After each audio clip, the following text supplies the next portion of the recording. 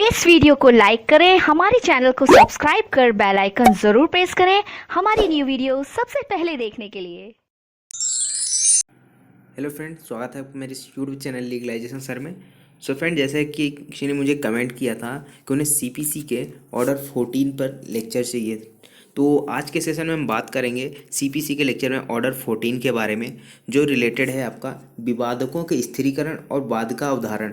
जो न्यायालय करता है किसी भी केस में, विवादकों का स्थिरीकरण करता है, ठीक है ना। उसके बाद जो वाद होते हैं, जो केस चल रहे होते हैं, उनका अवधारण करता है। तो इसमें टोटल 7 रूल्स बताए गए हैं, तो जिसमें से जो भी इम्पोर्टेंट्स होंगे उनको हम कवर करेंगे आज के सेशन में। तो बने रहिएगा हमारे साथ एंड तक। तो चलिए स्टार्ट करते हैं आज का सेशन। अब न्यायालय में जब कोई केस आता है तो उसमें सबसे पहले न्यायालय क्या देखता है कि उसका विवादक क्या है, उसका जो फैक्ट इशू है वो है क्या चीज़, उसमें किस बात के लिए वो केस आया है, ठीक है ना, किस बात के लिए केस संस्थित किया गया है।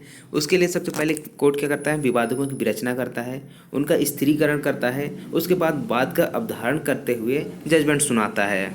तो यहाँ पर हम बात करें तो इसी से रिलेटेड है आपका ऑर्डर 14, जिसमें 7 रूल्स हैं, जिसमें हमारा पहला रूल है विवादकों की विरचना।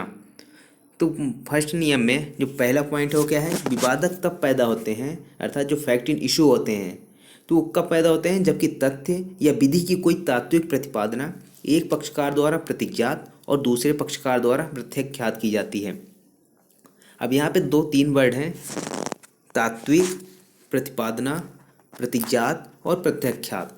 अब इन 4 जो वर्ड दिए गए हैं इनका मतलब क्या है। तात्विक का मतलब होता है कोई महत्वपूर्ण, ठीक है ना, कोई इम्पोर्टेंट। उसके बाद प्रतिपादना, प्रतिपादना का मतलब क्या होता है, कोई कथन कर रहा है, ठीक है। और प्रतिज्ञात का मतलब होता है स्वीकार करना, प्रत्याख्यात का मतलब होता है मना करना है, डिनाई करना। तो यहाँ पे क्या बोला गया है कि जो फैक्ट इन इशू है कब एराइज होता है, जब तथ्य या विधि की कोई तात्विक अर्थात कोई महत्वपूर्ण कथन है जो एक पक्षकार क्या कर रहा है, स्वीकार कर रहा है, लेकिन जो दूसरा पक्षकार है वो डिनाई कर रहा है, वो मना कर रहा है। तो ये है आपका उपनियम 1। आई होप आपको समझ में आया होगा। अर्थात ये नहीं समझ में आया तो एग्जाम्पल समझ लेते हैं। मान लीजिए एक प्रॉपर्टी है। अब ए नाम का जो व्यक्ति है वो क्या कहता है कि इस प्रॉपर्टी में अधिकार किसका है, ए का है। लेकिन जो दूसरा पक्षकार है बी नाम का मान लीजिए, तो यहाँ पे जो आता है कहता है कि इसमें ए का राइट नहीं है, इसमें राइट किसका है, इसमें बी का राइट है। तो ये इन दोनों में क्या हुआ, ये फैक्ट इन इशू क्रिएट हो गया है कि इस भूमि पर, इस प्रॉपर्टी पर कब्जा किसका है। तो यहाँ पर ये क्या हो गया, फैक्ट इन इशू हो गया। अब एक क्या कर रहा है, प्रतिज्ञात कर रहा है, और दूसरा क्या कर रहा है, प्रत्याख्यात, अर्थात एक स्वीकार कर रहा है और एक डिनाई कर रहा है, मना कर रहा है। तो ये चीज़ बताया गया आपका उपनियम 1 में। उसके बाद है उपनियम 2, तात्विक प्रतिपादनाएं, अर्थात जो आधार होते हैं, कोई ऐसा कथन हो गया, महत्वपूर्ण कथन हो गया, विधि या तथ्य की वे प्रतिपादनाएं हैं जिन्हें वाद लाने का अपना अधिकार दर्शित करने के लिए वादी को अविकथित करना होगा या प्रतिरक्षा गठित करने के लिए प्रतिवादी को अविकथित करना होगा। अर्थात ये कुछ ऐसे तथ्य हैं, ठीक है ना, ऐसे महत्वपूर्ण कथन हैं जिनको साबित करने क्या करना पड़ेगा, जो वादी है उसको अधिकार दर्शित करने के लिए ये कथन साबित करना होगा कि वो कब्जा किसका है, ऐसा कथन वहाँ पे जाके करना पड़ेगा न्यायालय में। और जो प्रतिवादी है अर्थात जो अपोजिट पार्टी का है, यदि वह भी अपना अधिकार दर्शित करना चाहता है तो उस कथन को क्या करेगा, न्यायालय के समक्ष अविकथित करेगा। तो यहाँ पे इन दोनों को बताया गया है, चाहे वादी हो चाहे प्रतिवादी हो, दोनों को अविकथित करना होगा यदि उनको अपना अधिकार दर्शित करना है तब, ठीक है ना। उसके बाद है आपका उपनियम 3, एक पक्षकार द्वारा प्रतिज्ञात और दूसरे पक्षकार द्वारा प्रत्याख्यात हर एक प्रतिपादन एक सुभिन्न विवादक का विषय होगा।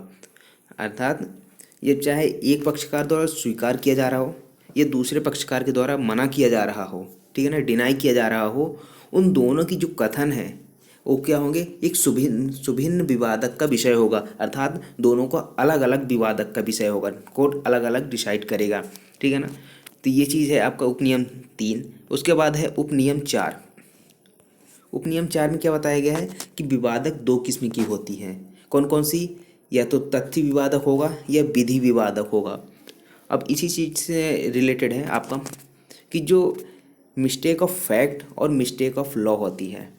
तो जो मिस्टेक ऑफ फैक्ट होती है वो तो क्षम्य है, लेकिन जो मिस्टेक ऑफ लॉ है वो क्षम्य नहीं होती है। अर्थात यदि मान लीजिए कोई अपराध कर देता है और बाद में कहता है कि मुझे तो पता ही नहीं था कि इस चीज़ को किसी लॉ में, किसी एक्ट में, किसी कानून में उसको मना किया गया है, प्रतिषेध किया गया है, मना किया गया है, ठीक है ना, तो वहाँ पर इस चीज़ के लिए क्षम्य नहीं किया जाएगा। अर्थात जब कोई एक्ट बनता है तब यह मान लिया जाता है कि जो भी व्यक्ति हैं यहाँ पे रहते हैं, ठीक है ना, तो उन सबको क्या है कि इस चीज़ का नॉलेज हो गया है कि यह दंडित किया जाना है इस कार्य के लिए। तो ये क्या है कि हाँ, तो यहाँ पे बात कर रहे थे हम, तो विवादक दो किस्म की होती है, तथ्य विवादक और विधि विवादक। उसके बाद है उपनियम 5। न्यायालय वाद की प्रथम सुनवाई में वाद पत्र का और यदि लिखित कथन हो तो उसे पढ़ने के पश्चात और आदेश 10 नियम 2 के अधीन परीक्षा करने के पश्चात तथा पक्षकारों और प्लीडरों की सुनवाई करने के पश्चात। अब यहाँ पे क्या क्या है, जब न्यायालय की प्रथम सुनवाई होती है, किसी भी केस की जो प्रथम सुनवाई होती है, तो उसमें कोर्ट क्या करेगा, अब चाहे वाद पत्र हो, ठीक है ना, या फिर यदि लिखित कथन भी वहाँ पे प्रस्तुत किया गया है अपोजिट पक्षकार के द्वारा, तो उसे पढ़ने के पश्चात न्यायालय क्या करेगा, आदेश 10 नियम 2 के अधीन परीक्षा करने के पश्चात, आदेश 10 और नियम 2 में क्या बताया गया है आपका कि पक्षकार की या पक्षकार के साथी की मौखिक परीक्षा, अर्थात जो आदेश 10 और नियम 2 है उसमें क्या बताया गया है कि जो पक्षकार हैं वहाँ पे उपस्थित हैं या फिर उनके साथ जो उनके साथी हैं उनकी मौखिक परीक्षा कर सकता है न्यायालय। ये चीज़ बताया गया आपका ऑर्डर 10 रूल 2 में। तो यहाँ पे क्या है कि अब परीक्षा भी होगी, वाद पत्र और लिखित कथन को भी पढ़ लिया, उसके बाद जो भी पक्षकार हैं और प्लीडर हैं उनके, ठीक है ना, जो पक्षकार हैं उनके प्लीडर हैं उनकी भी सुनवाई करेगा। उसके बाद न्यायालय क्या करेगा, यह अभिनिश्चित करेगा कि तथ्य या विधि के किन तात्विक प्रतिपादनों के बारे में पक्षकारों में मतभेद है। अर्थात अब यहाँ पे क्या कर रहा है, विवादक का स्थिरीकरण करेगा कि जो पक्षकार हैं उनमें किन कथनों के बारे में, ठीक है ना, जो महत्वपूर्ण जो कथन है, जो फैक्ट इन इशू है, वो फैक्ट इन इशू है क्या और उस किस बारे में पक्षकारों में क्या है मतभेद है, और तब उन विवादकों की विरचना करेगा और अभिलेखन करने के लिए अग्रसर होगा। अर्थात फिर उसके बाद जब विवादकों की विरचना कर लेगा न्यायालय, उसको अभिलिखित करेगा। ये बताया गया आपका उपनियम 5 में। उसके बाद ये रहा आपका रूल 1। अब यहाँ पर रूल 2 की बात करें तो न्यायालय द्वारा सभी विवादकों का निर्णय सुनाया जाना। न्यायालय जो है जितने भी विवादक होंगे उन सभी का क्या करेगा, निर्णय सुनाएगा। यहाँ पे रूल उपनियम 1 क्या है, इस बात के होते हुए भी कि वाद का निपटारा प्रारंभिक विवादक पर किया जा सकेगा। अर्थात जो विवादक है, जो पहला विवादक है, अब कोर्ट को लगता है कि हाँ इसी के आधार पर क्या किया जा सकता है, उस वाद का निपटारा किया जा सकता है, लेकिन न्यायालय क्या करेगा, उपनियम 2 के अधीन रहते हुए, अब यहाँ पे इसका उपनियम 2 है, ठीक है, तो उसके अधीन रहते हुए सभी उपबंधों के सभी विवादकों पर निर्णय सुनाएगा। पहले क्या करेगा न्यायालय, अब न्यायालय को पता है कि जो प्रारंभिक विवादक, जो पहला विवादक है, उसके आधार पर क्या कह सकता है, वाद का निपटारा किया जा सकता है, लेकिन अब जो कोर्ट है, न्यायालय है, उपनियम 2 के अधीन रहते हुए सभी विवादकों पर निर्णय सुनाएगा। तो अब उपनियम 2 क्या है उसको हम पढ़ लेते हैं। जहाँ विधि विवादक या और तथ्य विवादक दोनों ही एक ही वाद में पैदा हुए हैं, अर्थात जब विधि विवादक हो गया, विधि से रिलेटेड कोई प्रश्न हो गया, कोई फैक्ट हो गया, या फिर कोई तथ्य से रिलेटेड जो इशू हो है, दोनों क्या है एक ही केस में पैदा हुए हैं, एक ही केस में एराइज हुए हैं, और न्यायालय का मानना है, ठीक है ना, न्यायालय की यह राय है कि उसके किसी भी भाग का निपटारा केवल विधि विवादक के आधार पर ही किया जा सकता है, ठीक है ना।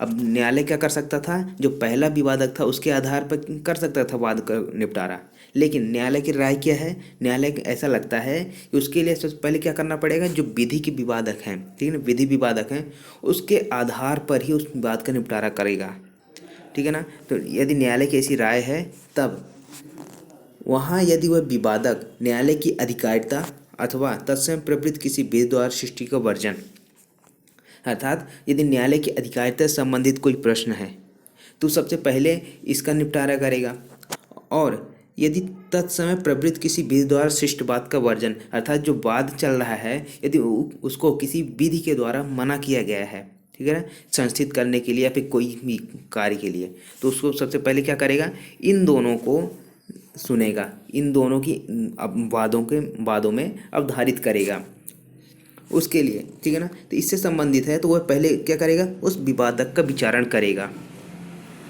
और उस प्रयोजन के लिए यदि वह ठीक समझे तो वह अन्य विवादकों का निपटारा तब तक के लिए मुलतवी कर सकेगा जब तक इस विवादक का अवधारण न कर दिया गया हो। अब यहाँ पे बताया गया है कि न्यायालय को ऐसा लगता है कि जो पहला विवादक था उसके आधार पर वाद का निपटारा किया जा सकता है। अब लेकिन न्यायालय का ऐसा मानना है कि उसमें जो विधि विवादक हैं उसके आधार पर क्या किया जा सकता है, उसका निपटारा कर सकता है, ठीक है ना। तो पहले क्या करना, यदि विधि वाला क्वेश्चन आता है किसी भी केस में, सबसे पहले जो विधि विवादक हैं उनको डिसाइड किया जाता है। तो यहाँ पर क्या है कि न्यायालय क्या करेगा, यदि न्यायालय के अधिकारिता से संबंधित है या फिर तत्समय प्रवृत्त किसी विधि द्वारा क्या किया जा रहा है, उस वाद का वर्जन किया जा रहा है संस्थित करने से या केस चलाने से कुछ भी, तो उसको क्या करेगा न्यायालय, सबसे पहले उस विवादक का विचारण करे, कौन सा, इन दोनों को। उसके बाद यदि न्यायालय ऐसा समझता है कि इसके पहले जो भी विवादक थे, ठीक है ना, इसके अलावा इन दोनों के, तो उसको क्या करेगा, मुलतवी कर सकता है किसी अन्य तारीख तक। कब तक, जब तक इन दोनों का अवधारण नहीं हो जाता। उसके बाद है नियम 3, वह सामग्री जिससे विवादकों की विरचना की जा सकेगी। अब यहाँ पे जो विवादक की विरचना होती है, न्यायालय क्या करता है, जो विवादक की विरचना कर रहा है किस आधार पर करता है, तो ये चीज़ बताया गया आपका नियम 3 में। तो न्यायालय निम्न सभी सामग्री से या उसमें से किसी से विवादकों की विरचना कर सकता है। अब यहाँ पे 3 पॉइंट बताए गए हैं आपके रूल 3 में, जिसके आधार पर विवादकों की विरचना की जाती है। तो पहला क्या है, पक्षकारों द्वारा या उनकी ओर से उपस्थित किन्हीं व्यक्तियों द्वारा या ऐसे पक्षकारों के प्लीडरों द्वारा शपथ पर किया गया अभिकथन।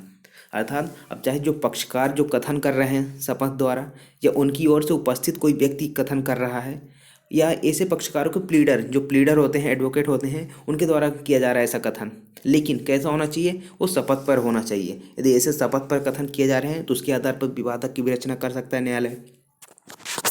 बी पॉइंट क्या है, अभिवचनों में या बाद में परिदत्त परिप्रश्नों के उत्तरों के लिए किए गए कथन। अर्थात कोई प्रश्न किया गया है और उस प्रश्न के ऊपर कोई प्रश्न कर दिया जाता है, उसमें जो उत्तर मिलता है, ठीक है ना, वहाँ पे जो अभिकथन किया जाता है उसको भी क्या कर सकता है, उसके आधार पर विवादकों की विरचना कर सकता है न्यायालय। उसके बाद है सी पॉइंट, दोनों पक्षकारों में से किसी के द्वारा पेश की गई दस्तावेजों की अंतर्वस्तु। अर्थात जो डॉक्यूमेंट पेश किए जाते हैं निरीक्षण के लिए, ठीक है ना, तो वहाँ पर उसके आधार पर भी विवादकों की विरचना कर सकता है न्यायालय। तो यहाँ पे सिर्फ 3 पॉइंट बताए गए हैं जिनसे न्यायालय क्या कर सकता है, विवादकों की विरचना कर सकता है। तो आई होप आपको ये समझ में आया होगा। उसके बाद है रूल 4। रूल 4 क्या है, न्यायालय विवादकों की विरचना करने से पहले साक्ष्यों की या दस्तावेज की परीक्षा कर सकता है। तो अब यहाँ पे नॉर्मल रूल है, ठीक है ना, सामान्यतः नियम है कि सबसे पहले विवादकों की विरचना की जाती है, लेकिन विवादकों की विरचना करने से भी कुछ कंडीशन ऐसी होती है जहाँ पे न्यायालय क्या कर सकता है, सबसे पहले साक्ष्यों की परीक्षा कर सकता है या फिर दस्तावेजों की परीक्षा कर सकता है। तो सबसे पहले यहाँ पे क्या है कि जहाँ न्यायालय की राय है, ठीक है ना, न्यायालय का ऐसा मानना है कि किसी ऐसे व्यक्ति की परीक्षा किए बिना जो न्यायालय में उपस्थित नहीं है, अर्थात जो न्यायालय में उपस्थित नहीं है जो व्यक्ति, उनकी परीक्षा किए बिना या ऐसे दस्तावेज का निरीक्षण किए बिना जो बाद में पेश नहीं की गई है, उस विवादकों की विरचना नहीं की जा सकती, ठीक है ना। अब यहाँ पे न्यायालय का मानना क्या है कि ऐसे व्यक्तियों की परीक्षा किया जाना आवश्यक है या फिर ऐसे दस्तावेजों का निरीक्षण किया जाना आवश्यक है जो वहाँ पे कोर्ट में नहीं है, ठीक है ना, कोर्ट के समक्ष प्रस्तुत नहीं है। तो वहाँ पे क्या करेगा, विवादकों की विरचना नहीं करेगा। क्यों, क्योंकि उसके लिए ज़रूरी है उनकी परीक्षा किया जाना। न्यायालय का मानना है कि उनकी परीक्षा किए बिना किसी विवादकों की विरचना नहीं की जा सकती है। तो वहाँ पर क्या करेगा न्यायालय, वहाँ पर विवादकों की विरचना किसी ऐसे दिन के लिए स्थगित कर सकता है जो 7 दिन के पश्चात का नहीं होगा। अर्थात जो विवादक की विरचना करना है उसको 7 दिन तक के लिए क्या कर सकता है, स्थगित कर सकता है, रोक सकता है, और 7 दिन के पहले क्या करेगा, उस व्यक्ति को हाजिर होने के लिए या फिर दस्तावेज को पेश करने के लिए समन या अन्य आदेश का जारी कर सकता है। समन नॉर्मल जैसे समन जारी किया जाता है उसी तरह किया जाएगा, ठीक है ना। लेकिन 7 दिन के पश्चात का नहीं होगा, 7 दिन के पहले का होगा। यहाँ पे उस व्यक्ति को हाजिर होना है या दस्तावेज को पेश करना है, जिसके आधार पर विवादकों की विरचना की जाएगी। तो यहाँ पे मेन बात क्या है कि 7 दिन के पश्चात का नहीं होना चाहिए, 7 दिन के पहले किया जाएगा ये सब। उसके बाद है नियम 5। नियम 5 क्या बात करता है कि विवादकों का संशोधन और उन्हें काट देने की शक्ति। यहाँ पे क्या है कि उप नियम फर्स्ट क्या है कि न्यायालय डिक्री पारित करने से पूर्व किसी भी समय, अब यहाँ पे इम्पोर्टेंट क्या है कि डिक्री पारित करने से पूर्व ये सारी चीज़ें करना है। तो डिक्री पारित करने से पूर्व किसी भी समय पर ऐसे निबंधनों पर जो वह ठीक समझे विवादकों में संशोधन कर सकेगा या अतिरिक्त विवादकों की विरचना कर सकता है। अर्थात यदि कोर्ट को लगता है डिक्री पारित करने से पूर्व किसी भी समय यदि कोर्ट को लगता है कि विवादकों में संशोधन किया जाना चाहिए या फिर कुछ अतिरिक्त विवादक भी जोड़ने चाहिए, तो क्या कर सकता है, उसमें जोड़ सकता है या उसका संशोधन कर सकता है। लेकिन कब करेगा न्यायालय, डिक्री पारित करने के पूर्व ही करना है, डिक्री पारित करने के बाद नहीं कर सकता। उसके बाद है उपनियम 2, न्यायालय डिक्री पारित करने के पूर्व किन्हीं भी समय ऐसे विवादकों को काट सकेगा जो गलत तौर पर विरचित या फिर पुनः स्थापित किए गए थे। अर्थात जो विवादक विरचित किए जा चुके हैं, अब कोर्ट को यदि लगता है कि वह गलत तौर पर विरचित किए गए थे या फिर पुनः स्थापित किए गए हैं, तो वहाँ पर क्या करेगा न्यायालय, डिक्री पारित करने के पूर्व, आई मीन दोनों में क्या कंडीशन है कि डिक्री पारित करने के पूर्व भी किया जाएगा, चाहे संशोधन करना हो, चाहे अतिरिक्त विवादक जोड़ना हो या फिर उस विवादक को काटना हो। तो ये सारी चीज़ें क्या कब करेगा न्यायालय, डिक्री पारित करने के पूर्व किसी भी समय कर सकता है, चाहे संशोधन हो चाहे उन्हें काट देने की शक्ति हो। उसके बाद है नियम 6। नियम 6 क्या बात करता है, तथ्यों के या विधि के प्रश्न करार द्वारा विवादकों के रूप में कथित किए जा सकेंगे। अब यहाँ पे क्या है, जहाँ वाद के पक्षकार तथ्य या विधि के ऐसे प्रश्न के बारे में रजामंद हो गए हैं जो उनके बीच विनिश्चित किया जाना है, वहाँ भी विवादक के रूप में कथन कर सकेंगे और लिखित रूप में करार कर सकेंगे कि ऐसे विवादक पर न्यायालय के सकारात्मक और नकारात्मक निष्कर्ष न्यायालय दे। अब यहाँ पे क्या है कि मान लीजिए जो ए नाम और ये दो एक दूसरे के अपोजिट पार्टीज हैं, ठीक है ना, इन दोनों के बीच केस चल रहा है। अब इन दोनों में सहमति हो गई किसी भी ऐसे विधि के प्रश्न के बारे में या तथ्य के प्रश्न के बारे में जो ये दोनों चाहते हैं कि कोर्ट क्या करे, उन प्रश्नों को डिसाइड करे। तो ये दोनों क्या करेंगे, एक एग्रीमेंट करेंगे और उस एग्रीमेंट को कहाँ पे प्रस्तुत करेंगे, न्यायालय के समक्ष। और न्यायालय क्या करेगा, यदि वो चाहता है या उसका समाधान हो जाता है तो क्या करेगा, उस विवादों की विरचना करेगा। ये चीज़ बताया गया है आपका नियम 7 में, ठीक है ना। नियम 6 में तो वो एग्रीमेंट कर रहे हैं और न्यायालय के समक्ष प्रस्तुत कर रहे हैं। अब न्यायालय क्या करे, या तो सकारात्मक निष्कर्ष दे या फिर नकारात्मक, वो न्यायालय पर डिपेंड करता है। उसके बाद आखिरी रूल है, यदि न्यायालय का समाधान हो जाता है कि करार का निष्पादन सद्भावपूर्वक हुआ था तो वह निर्णय सुना सकेगा। अर्थात इसके पहले हमने पढ़ा था जो उप नियम 6 में, जहाँ पे एग्रीमेंट किया जा रहा था दोनों पार्टीज के बीच सहमति से, ठीक है, कि उस किसी विधि या तथ्य के प्रश्न पर क्या करे, न्यायालय सुनवाई करे। तो वहाँ पर यदि न्यायालय का ऐसा समाधान हो जाता है कि जो ऐसे करार का निष्पादन किया गया था वो सद्भावपूर्वक किया था, गुड फेथ में किया गया था, तो वह क्या करेगा, उस निर्णय को सुना सकता है।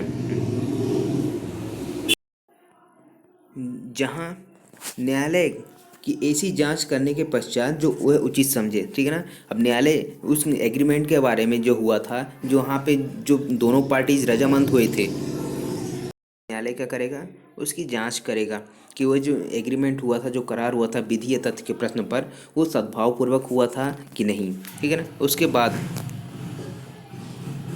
यहाँ पे बात करें कि जहाँ न्यायालय की ऐसी जांच करने के पश्चात जो उचित समझे कि करार पक्षकारों द्वारा सम्यक रूप से निष्पादित किया गया था, ठीक है ना।